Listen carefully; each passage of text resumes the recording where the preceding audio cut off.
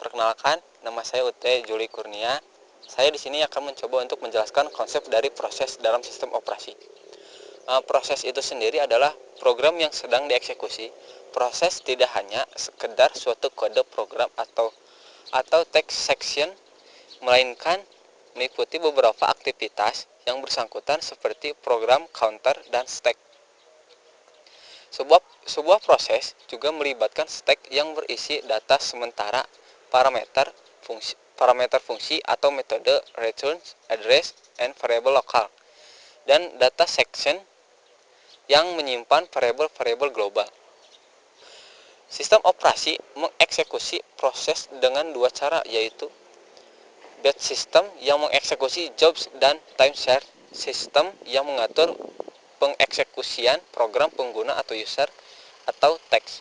Sistem operasi Unix mempunyai sistem call fork yang berfungsi untuk membuat proses baru. Terminasi proses. Suatu proses determinasi ketika proses tersebut telah selesai mengeksekusi perintah terakhir serta meminta sistem operasi untuk menghapus perintah tersebut dengan menggunakan sistem call exit.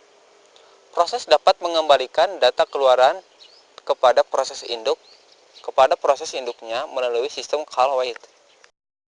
Status proses. Yang pertama running, yaitu status yang dimiliki pada saat instruksi-instruksi dari sebuah proses dieksekusi. Yang kedua waiting, status yang dimiliki pada saat proses menunggu sebuah event. Yang ketiga ready, yaitu status yang dimiliki pada saat proses siap untuk dieksekusi oleh prosesor. Yang keempat new, yaitu status yang dimiliki pada saat proses baru saja dibuat. Yang kelima terminated, yaitu status yang dimiliki pada saat proses telah selesai dieksekusi. Yang selanjutnya proses control block. Setiap proses digambarkan dalam sistem operasi oleh sebuah proses control block, juga disebut sebuah control block. PCB berisikan banyak bagian dari informasi yang berhubungan dengan sebuah proses yang spesifik, termasuk yang pertama status proses, yang kedua program counter, yang ketiga CPU register, yang keempat informasi manajemen memori, yang kelima informasi pencatatan. Demikian pemaparan dari saya. Selanjutnya akan dipaparkan oleh saudara Rizky Ardian. Terima kasih sebelumnya. Wassalamualaikum warahmatullahi wabarakatuh. Assalamualaikum warahmatullahi wabarakatuh. Terima kasih kepada saudara UT yang telah menjelaskan tentang konsep proses. Di sini saya akan menjelaskan tentang konsep thread. Thread merupakan unit dasar dari penggunaan CPU yang terdiri dari thread ID, program counter, register set, dan stack. Sebuah thread berbagi code section, data section, dan sumber daya sistem operasi dengan thread lain yang dimiliki oleh proses yang sama. Thread juga sering disebut lightweight proses. Keuntungan thread: yang pertama responsif, kemudian berbagi sumber daya, ketiga ekonomis, keempat utilisasi arsitektur multiprosesor.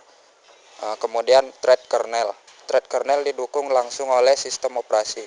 Pembuatan, penjadwalan, dan manajemen thread dilakukan oleh kernel pada kernel space. Thread diatur oleh kernel. Karena itu, jika sebuah thread menjalankan blocking system call, maka kernel dapat menjadwalkan thread lain di aplikasi untuk melakukan eksekusi. Pada lingkungan multiprosesor, kernel dapat menjadwal thread-thread pada prosesor yang berbeda. Contoh sistem operasi yang mendukung kernel thread adalah Windows NT, Solaris, Digital Unix. Thread cancellation. Thread cancellation adalah pemberhentian thread sebelum tugasnya selesai. Pemberhentian target thread dapat terjadi melalui dua cara yang berbeda. Yang pertama, asynchronous cancellation. Suatu thread seketika itu juga memberhentikan target thread. Yang kedua, defer cancellation. Target thread secara periodik memeriksa apakah dia harus berhenti. Cara ini memperbolehkan target thread untuk memberhentikan dirinya sendiri secara terurut. Kemudian penjadwalan. Penjadwalan adalah suatu pekerjaan yang dilakukan untuk mengalokasikan CPU time untuk task yang berbeda-beda dalam sistem operasi.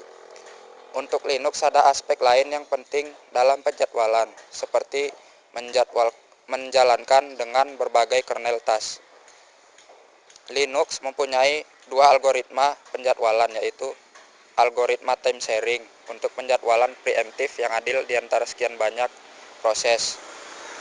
Kemudian algoritma yang kedua didesain untuk tugas real time, di mana prioritas mutlak lebih utama daripada keadilan mendapatkan suatu pelayanan. Sekian pembahasan dari saya. Untuk pembahasan selanjutnya akan dibawakan oleh Saudara Zaka Faisal. Wassalamualaikum warahmatullahi wabarakatuh. Assalamualaikum warahmatullahi wabarakatuh. Saya akan menjelaskan tentang manajemen proses di Linux. Konsep proses pada sistem operasi Linux. Proses adalah program yang sedang dieksekusi setiap kali menggunakan sistem atau program aplikasi dari shell, atau lebih proses child. Akan dibuat oleh sesuai perintah yang diberikan. Setiap instruksi diberikan pada Linux shell, maka kernel akan menciptakan sebuah proses ID. Proses ID ini disebut juga dengan terminologi Unix sebagai sebuah job. Proses ID atau PID dimulai dari 0, yaitu proses init, kemudian diikuti oleh proses berikutnya. Beberapa istilah dalam manajemen proses Linux yaitu proses ID, identitas yang dimiliki oleh setiap proses, zombie atau suatu proses yang sudah terminate tetapi masih ada di tabel proses. Nice proses yang mau diturunkan prioritinya. Kernel, bagian utama dari OS yang berfungsi mengatur komponen penting komputer. Beberapa tipe proses, yaitu foreground, proses yang diciptakan oleh pemakai langsung pada terminal. Batch, proses yang dikumpulkan dan dijalankan secara sekuensial. Proses batch tidak diasosiasikan dengan terminal. Terus daemon, proses yang menunggu permintaan request dari proses lainnya dan menjalankan tugas sesuai dengan permintaan tersebut. Bila tidak ada request, maka program ini akan berada dalam kondisi idle dan tidak menggunakan waktu hitung CPU. Umumnya, nama proses daemon di Unix berakhir D, misalnya inetd, namedd, popd, dan lain-lain. Model proses dalam Linux. Prinsip dasar model proses dalam Unix adalah memisahkan dua operasi yang berbeda, yakni pembuatan proses dan menjalankan proses baru. Pembuatan proses baru dengan menggunakan sistem call fork. Setelah proses dibuat dengan fork, lalu dijalankan sistem call exec. Sekian pemaparan dari kelompok kami. Saya ucapkan terima kasih atas perhatiannya. Assalamualaikum warahmatullahi wabarakatuh.